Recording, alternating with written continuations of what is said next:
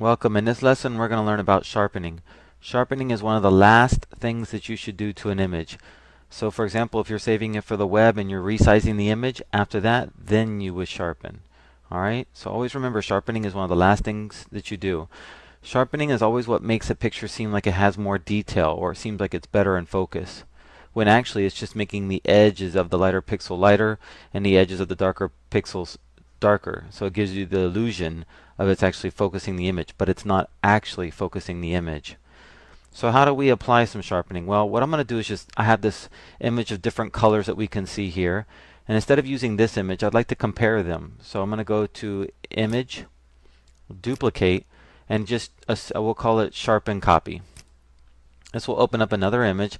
Let me click on the Zoom tool to make it 100%, and we'll apply our sharpening to this image. Now remember, if sharpening is going to affect an image, we probably want to duplicate the image, right? So we don't mess with the original. Or, since we can be lucky about this, we can convert it to a smart object and use it as a smart layer so we don't affect this. Alright, so we're going to go to Filter, Sharpen, Unsharp-mask would be the first one. And then you're going to see that you have some controls here. Amount is basically how strong do you want the sharpening to be. Radius says, hey, how wide do you want this area for me to affect? And the threshold says, well, what should I determine to be how much of a difference there must be between two pixels before this change is made based on your radius and amount. Alright, so basically what you do is usually I leave my radius at 0.5 or 1. Excuse me, let me just type it in there, 1. And then my amount, I'll usually start here, and I'll look at the image, and I'll move it up. Let's move it to the extreme, usually 500%.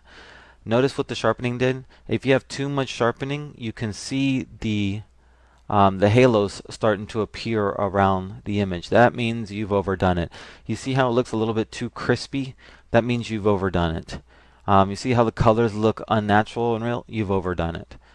Okay, now if you're printing for print, you can over sharpen a little bit to compensate for the printer that's not going to be as sharp. And just so you know about that. Now let me reduce the sharpen. And what I like about this preview window is with the hand, you just click and you see a before, after, and after. And you can still see there's some haloing going on. So 166 obviously isn't going to cut it. So I'll go down to 100 and see. And again, you still see a little bit of it. So let's go down to 86 here. Yep, you still see it. Well, let's look at the W. See how it's haloing around there? So this is a tricky image. Oh gosh, we're going to have to...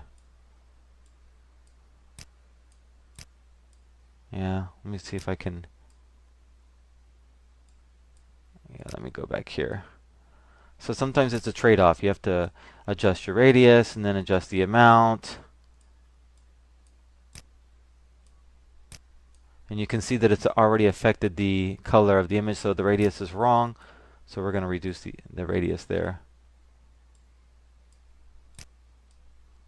Okay, and then we're going to click OK. And what I like about this, let me just double click the adjustments layer here. What I like about this, I can turn the unsharp-mask off by clicking it, and we can see a before and after, before and after.